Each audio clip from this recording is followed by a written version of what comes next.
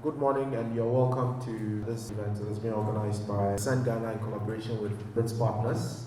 My name is Patrick Stevens and I'll help steer the affairs for this particular conversation. So over the next 10 minutes or so, we shall have two quick presentations from the organizers of the event and from representatives of government. Then after that, we shall look into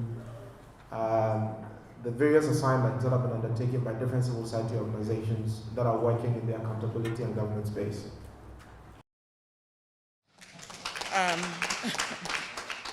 And I'm so happy that I got opportunity to work at the Ministry of Finance.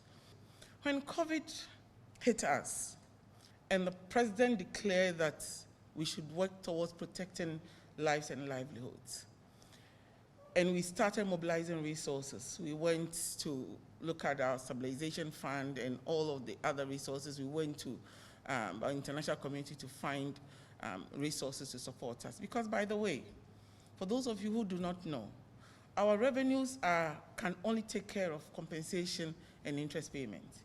So anything else that we spend in this country, all the demand, whether it's roads, whether it is even the additional people, when people go on strike and they said, oh, the state should pay them. The state should give financial clearance and employ all those people. That comes at an additional cost. So already, the revenues that we generate in this country can only pay for our compensation. Less than 1 million people who work for the state. We take care of them, and they we take care of our obligations, which is the interest payment.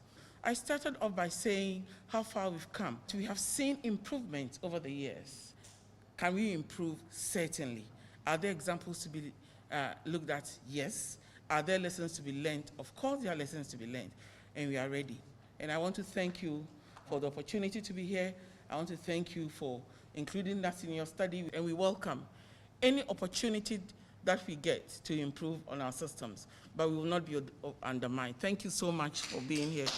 Thank you for the opportunity, and I hope that we have an interesting discussion. Thank you. For the purpose of this workshop, I'm not going to discuss all the measures that the research looked at. I will just take a few. So first, let's look at, for instance, the executive instruments and directives that were put in place. How did it impact on us as citizens? We know that when COVID started and there were directives around social distancing, there were directives around a ban on public gathering and all that. There were some initial prosecutions, but who were prosecuted? Was it the powers that be, or was it the ordinary citizen that was prosecuted? We see politicians violating protocols, but they do not adhere to the protocols, but they are not prosecuted. And also there were funds that were put in place, which were ridiculous.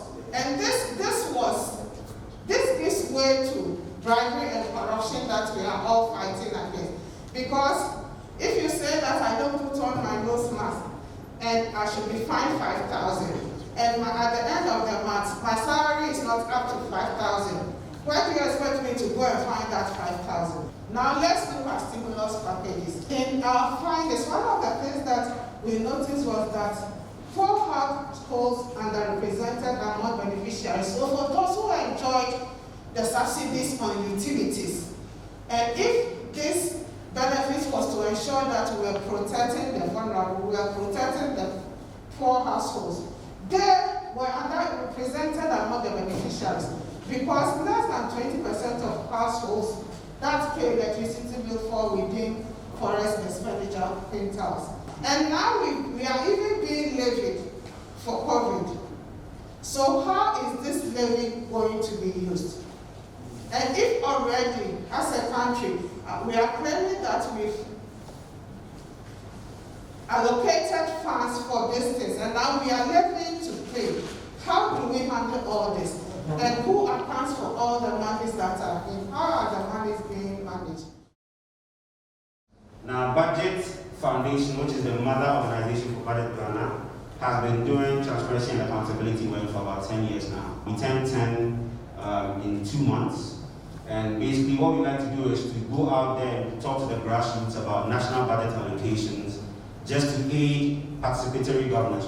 So here we are, we engage people in local communities. This is us in Makola, and in some areas in Ashoma, talking to people about the budget. As I mentioned, we've done this work across a few countries, and in Ghana as well, and these are cross-cutting themes that we feel represent the status quo.